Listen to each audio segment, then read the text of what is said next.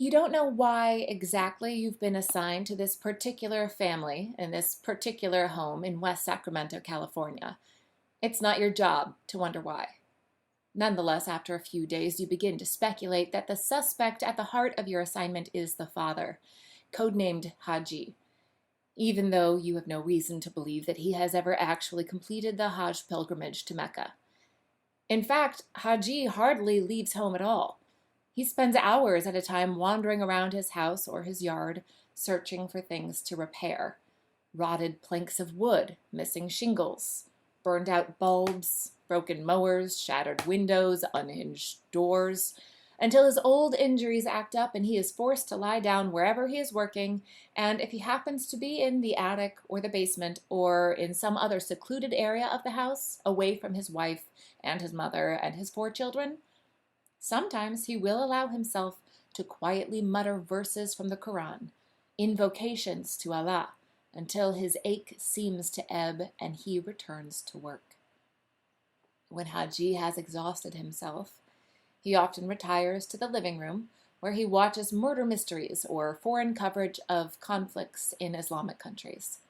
If his wife, codenamed Habibi, is in the kitchen, and if she isn't already chatting with one of her many friends, most of whom you know Hajji despises, he will request a cup of tea and ask about his mother's health, which is never very good. But Hajji's wife doesn't tell him this because his mother, codenamed Bibi, is sitting just a few feet away, and though she doesn't acknowledge her son's presence, Bibi is always listening. From early dawn, when she wakes to pray, until late at night before she falls into a fitful sleep, Bibi nests in a corner of the living room, on the farthest edge of the second couch, and listens to the television at an incredibly low volume. Listens to her son and his wife in the kitchen, to her grandchildren on their phones, to the Quran on an old radio that she smuggled out of Afghanistan 40 years ago, to the flushing of the toilets in the house, to the wind in the trees that her son planted near her window, to the gentle burbling of her oxygen tank, and to the constant thrumming of the house. And she reports back all that she hears to her only living brother in Afghanistan. Thanks to Bibi's keen ear for even the most minute details, her calls are thorough and uncompromising. She knows when her grandchildren are constipated. She knows when her son and his wife are secretly fighting. She knows who is peeing too loudly or cheating on exams or missing prayers. Through Bibi's many reports to her brother, you begin to gather snippets of Hajji's history. His former life as a mujahid in Afghanistan, his trek from Logar to Peshawar to Karachi to California, his wedding, the births of each of his children, the children's gradual loss of Pashto, their gradual increase in insolence, the trucking accident that destroyed the nerves in Hajji's neck and shoulder, the court cases that led to nothing, the betrayal he felt when his second eldest son, codenamed Carl, decided to become a Marxist while studying at Berkeley, his depression, his total disillusionment with the American justice system, his anger, his rage, his softly bubbling fury. In another life, you think Bibi might have been a spy. Hajji's eldest son, Mo, gets home from his job at Zafar's butcher shop in the evening. He wears a blood-splattered smock, an Arabic thobe, and a heavy beard. Every night, Mo's mother scolds him for not having washed his smock, which smells like a massacre, and every night Hajji defends his son, who smells, he says, like a man. Mo begs his mother's forgiveness with a laugh and sits beside his father. In English, Mo asks Hajji about the current condition of the Ummah, which translates roughly to community, but which actually refers to a supranational collective of Islamic peoples. They hope to destroy our Ummah. You record Hajji saying in English before he gives a recap of all the bombings, massacres, war crimes, protests, shootings, kidnappings, and assassinations that have occurred in the past 24 hours. Mo listens quietly, only occasionally asking a question or muttering a vengeful prayer. The rest of Hajji's children arrive as dinner begins. Lily, the youngest, sneaks into the kitchen and asks her mother which dishes have been prepared without meat. Lily has recently and secretly become a vegetarian. 2 weeks earlier, she came home weeping to her mother after having witnessed the vehicular maiming of a duck that was crossing the street with a line of her ducklings. Lily had cradled the duck in her death throes, surrounded by her little ducklings, which Lily swore were crying out for their mother. Together, Habibi and Lily wept for the little orphan ducklings. Later that day, Lily informed her mother that she could not bring herself to eat the chicken korma she had prepared, and Habibi decided not to scold her, a decision she would come to regret. At first it was only chicken, but then Lily confessed to her mother that she could no longer stomach beef or lamb, the rest of the culinary trinity of Hajji's household. Habibi made an effort to explain to her daughter that vegetarianism was a slippery slope towards feminism, Marxism, communism, atheism, hedonism, and, eventually, cannibalism. Animals are animals, her mother explained deftly, and humans are humans, and when you begin mixing up the two, you will find yourself kissing chickens and eating children. Lily swore that it was a matter not of ethics, but of physical repulsion, and that with time, inshallah, she would be able to eat all her favorite dishes again. Habibi relented, and for a few days the secret remained solely between mother and daughter, until Mary, Hajji's elder daughter, turned toward her sister one afternoon in the room they had shared since Lily's infancy, and asked her how much weight she had lost. "None," she said too quickly, laughing. "I'm as chunky as ever." But she had lost weight, 2 pounds. "Then why do you look so pale and self-righteous?" Mary asked, continuing her interrogation.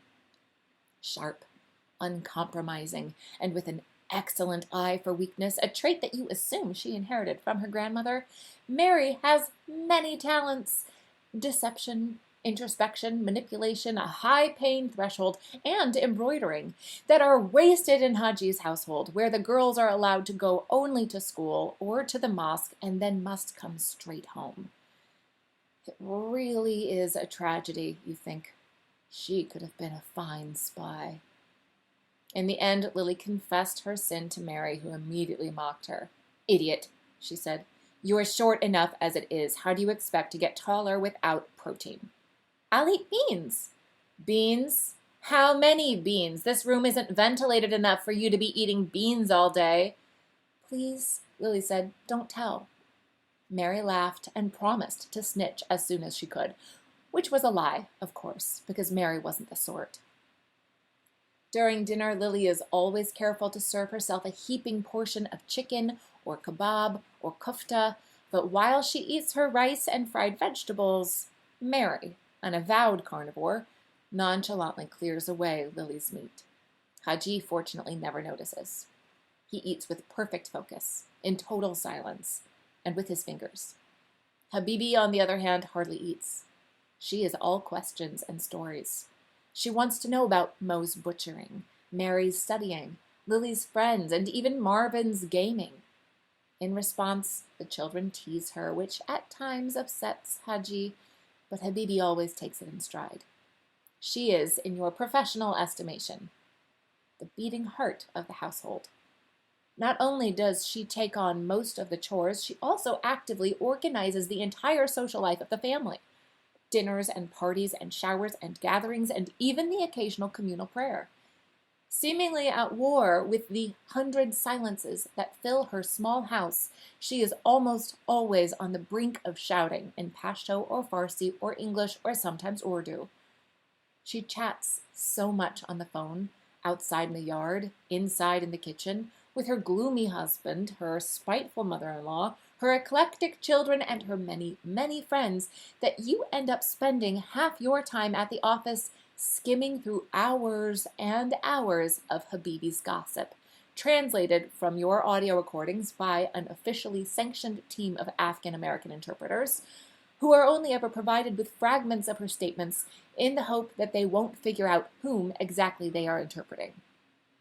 Habibi's relentless chatter, however, is not completely useless. Every night before bed, she calls her family in Afghanistan, some of whom still live in a small village in the Logar province, which, according to your research, is currently under the control of the Taliban. The word comes up sometimes amid Habibi's barrage of Pashto and Farsi, her ballet and Bacham and Chikas and Kirs. Taliban, she will whisper into her phone as if she knows you are listening. Just the sound of it makes your heart race.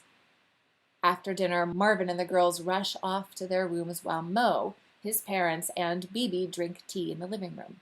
Inevitably, the conversation turns to Mo's prospects for marriage. Habibi has a niece in Kabul, a midwife and a beauty who speaks English, Pashto, Farsi, and Urdu.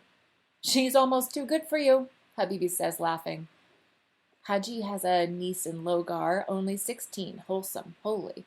She has memorized half the Quran, and her father is a respected mullah in the village.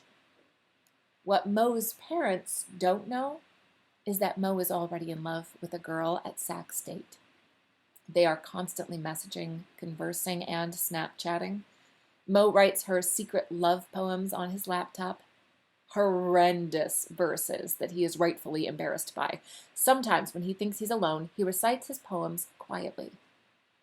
His love, you hope, will save him. At night, Hajji and his wife are the first to go to bed. The next morning, they will wake up at dawn, Hajji because of his pain and Habibi because of Hajji's pain. Both Marvin and Mo pretend to fall asleep, but when Mo thinks Marvin has passed out, he sneaks downstairs with his laptop, and as soon as he does, Marvin climbs out of his own bed, performs wudu, and begins to make up all the prayers he missed throughout the day. Though Marvin has earned a 3.8 GPA in his first semester at UC Davis, though he works part-time and donates money to Afghanistan, his parents often scold him for not praying, not reading the Quran, and Marvin never utters a word in self-defense. And yet, here he is in the middle of the night, praying in secrecy away from the approving eyes of his mother and father and brother and grandmother, reciting verse after verse from the Quran in a voice so soft and melodic that it almost brings tears to your eyes. Downstairs, Mo descends into forums, swaddled in his father's woolen shawl, the very same shawl that Hajji used to wear in the days of his long-ago jihad. Mo watches clips of American bombs falling on Iraqi cities, Afghans bearing witness to ISAF executions, Muslim boys being burned alive in Gujarat. He watches these clips for hours, his head bobbing, his eyes bleary, until his beloved mercifully notices that he is online and commands him to go to sleep. Upstairs, Mary is reading Mo's messages. She has hacked into his Facebook account and watches his conversations play out in real time. She is a ghost on his profile, always careful to read only what he has already read and to leave everything else untouched. Such potential, you think. Such a pity. Lily, in the bed next to Mary's, is sketching pictures of ducks and ducklings and ponds and ducks crying into ponds and ponds expanding into oceans and ducks in flight and ducks walking and ducks dying. And she takes pictures of these charcoal portraits and posts them to a private Instagram account, which Mary can also secretly access. In the room adjacent to the girls, Hajji and his wife have a quiet argument about his wife's brothers. You recognize their names and suspect it has something to do with the fact that they were employed as interpreters for the U.S. military in Afghanistan. Hajji, you know, considers these men to be traitors. Eventually, Habibi turns away from her husband, mutters something under her breath, and cries herself softly to sleep. Hajji does nothing to comfort her.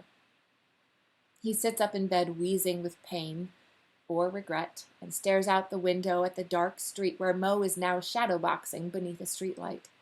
Tucked away in her corner of the house, Bibi sits up at the same moment in the same manner and stares out her window at the same streetlight. She too watches Mo strike at invisible enemies.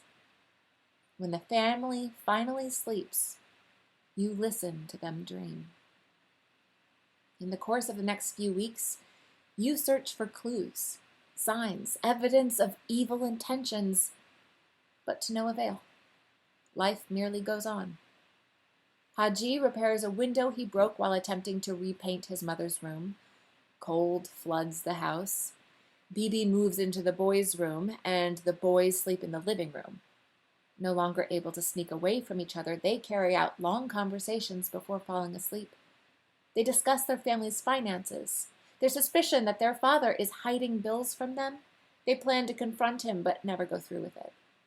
When they sleep, both of the boys snore. Marvin whistling and Mo sort of growling, and the girls, whose bedroom is closest to the living room, complain to each other all night. The timing of the boys' snoring is uncanny. There's a certain rhythm to it. When Mo murmurs, Marvin bursts, and when Marvin quiets, Mo roars. The girls refer to it as the symphony. Eventually, though, the girls fall asleep, and you become the sole listener. Mo notices blood in his stool but doesn't go to a doctor. Mary earns a 4.3 GPA for the semester, and Hajji buys donuts for the whole family. They all sit in the living room eating donuts and drinking tea, and Bibi jokes that now they won't have to sell Mary for a pair of goats. The whole family laughs as though in a scene in a sitcom. While Habibi's husband is out buying supplies from a hardware store, she receives a call from her parents in Kabul and discovers that her mother is seriously ill. She tells no one and leaves to visit her brothers across town. Soon afterward, Hajji returns home to find her missing. He goes from room to room, calling her name. For the first time in weeks, Bibi speaks to her son, informing him that his mother-in-law is sick. Tech workers from the Bay Area have moved into the neighborhood. Property taxes are rising. Bills stack up. Hajji needs help but won't tell his sons because he doesn't want them to take on more work. He borrows money and credit. He buries the bills at night like corpses. Habibi receives another call from her parents. There will be an operation. It's the heart of all things. Habibi tells only Hajji, but Bibi, of course, finds out. In a moment of weakness, Lily eats a Slim Jim that she shoplifted from a gas station near her school. At home, she vomits the processed meat for several minutes. Though everyone assures Hajji that Lily will be fine, Hajji insists on taking her to the emergency room. As long as we have Medi-Cal, why take the risk, he argues. An hour later, Hajji and Lily return home from the hospital, and Hajji informs his wife that Lily has become a vegetarian. He asks her to keep it a secret. For now, Hajji says. She doesn't want anyone else to know. Habibi promises not to tell a soul. One afternoon, while her father sleeps and her mother cooks, Mary shuffles through Hajji's mail and discovers past due bills, 3 or 4 from the same creditor. She picks a few of the most urgent, electricity and internet, and rushes upstairs. On Poshmark.com, she sells her own lightly used sweaters and jeans and t-shirts, which she has embroidered with characters from popular animes, Sailor Moon and Totoro and Naruto, and, in the course of a week, pays her father's bills online. Habibi tells Marvin about his grandmother's upcoming surgery. "Do you think she will forgive me for abandoning her in that city?" she asks him. Marvin pretends to pause his video game, even though he's playing online in real time. He sets his controller aside and listens to his mother's fears without responding. He is killed over and over again. The stack of bills lightens, but Hajji hardly notices. When her husband is out, Habibi calls Carl in Berkeley. They chat about his stomach, his rent, his studies, his protests, and his prayers until Habibi begs him once again to renounce communism and come home. Carl argues that his father, more than anyone else, should be sympathetic to his cause. Habibi begins to weep, and Carl mutters an excuse and hangs up. You wonder which of your colleagues is surveilling Carl.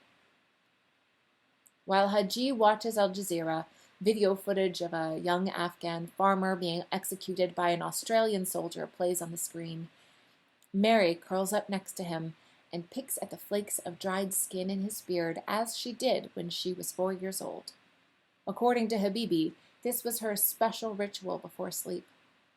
Now Mary has a bottle of olive oil in hand, a tiny dollop of which she pours into her palm and runs through her father's beard. The execution is played again. After being mauled by a dog, the farmer, Dad Mohammed, lies on his back in the middle of a field. His knees are drawn up to his chest, and he is clutching red prayer beads. A soldier stands over him with a rifle. "You want me to drop this cunt?" he asks. There is the sound of a shot, and the footage cuts to black. When Mary is gone and the news segment is finished, Hajji sits alone in the living room with the TV turned off. He runs his fingers through the moistened strands of his beard and seems surprised by its softness. On the night before Habibi's mother's surgery, one of Habibi's brothers visits for the first time in months. Mary is the only one who doesn't acknowledge him. In their shared room, Lily attempts to persuade her sister to forgive their uncle for his many insults, attacks disguised as jokes, and threats, but Mary refuses. "Mom will understand," Mary says, but you're not so sure. That night, Habibi and her brother sleep on a red tushak in the living room and quietly pray for their sick mother. In the morning, the news is good, and you cannot help sighing with relief. 6 months into your assignment, you begin to doubt your purpose. Hajji is falling apart. His doctor has advised him to undergo spinal surgery that may leave him paralyzed. In another era, in a different body, perhaps Hajji could have been dangerous, but here, now, debilitated by pain and trauma, the old man is no threat at all. You should update your superiors. You should advise them to abort the operation. But you won't. Not now. Not when Mary is about to apply to colleges. Not when Mo is planning to propose. Not when Marvin is making new friends on campus. Not when Habibi's parents are applying for a visa to the States. Not when Hajji is deciding whether or not he will go through with the surgery. Not when Bibi is losing touch with her brother. And not when Lily is on the brink of an artistic breakthrough. There's too much left to learn. But then, on a cold summer night, when the rest of the family has driven down to an aunt's house in Fremont, Hajji heads up to the attic to fix a pipe. You watch him prepare his tools and climb his ladder and enter his soaking attic, and in a fine mist of leaking water, Hajji fidgets with the pipe until he mutters "shit" in Pashto. He crawls back through the water, but on his way down, he slips off the highest rung of the ladder and falls onto the hard tile beneath him. Though the fall must have been only 10 feet or so, Hajji has landed awkwardly and broken his leg. He lies on the floor on his back, staring up at the attic from which he fell. You know for a fact that Hajji has broken this leg once before. During the Soviet occupation, when a Kalashnikov round pierced his fibula and forced him off the battlefield for 6 months during the heaviest period of fighting in Logar, and that this injury probably saved his life, and that his living, while his brother died, while his sister died, while his cousins and friends and neighbors all died, has haunted him his whole life. A minute passes. 2. You know that Hajji always forgets his cell phone in the kitchen, and that the kitchen is approximately 20 yards away from the spot where he lies on the floor unmoving, and that he will have no other choice but to drag himself there and call for help. And yet he doesn't move. You listen for his breath and hear him rasping. Water drips from the trapdoor to the attic, and Hajji lifts his hands and washes his face and his arms and his hair as if he were performing ablutions. It's at this point that both you and Hajji notice the small puddle of blood forming under his head. Hajji pleads to God, and you hear him, and you answer. The ambulance arrives shortly afterward. The next day, As soon as he returns home from the hospital, Hajji purchases a phone recorder on Amazon and when it arrives, has Marvin hook it up to the landline. No one questions him. No one argues. He listens to hours and hours of recordings in his bedroom, alone or with Habibi, and during awkward moments of silence, pauses in conversations, he stops and rewinds and listens again. "Do you hear it?" he whispers to Habibi in Pashto. "The breathing?" She waits and listens again and nods her head. You know this is impossible. You know there is no way for them to hear you, and yet, when you are listening to a conversation and there is a pause, a silence, you find yourself holding your breath. Hajji becomes relentless. He searches for you on the phone, in the streets, in unmarked white vans, in the faces of policemen, detectives in street clothes, military personnel, and his own neighbors. He searches for you at the hospital, at the bank, on his computer, his son's laptops, in webcams, phone cameras, and on television. He searches for you in the curtains and in the drawers of the kitchen, and in the trees in his backyard, in the electrical sockets, in the locks of the door handles, and in the filaments of the light bulbs, and even as his family protests, Hajji searches for you in shattered glass, in broken tile, in the strips of his wallpaper, the splinters of his doors, his tattered flesh, his warped nerves, and in his own beating heart, where, through it all, the voice whispering that he is loved is yours.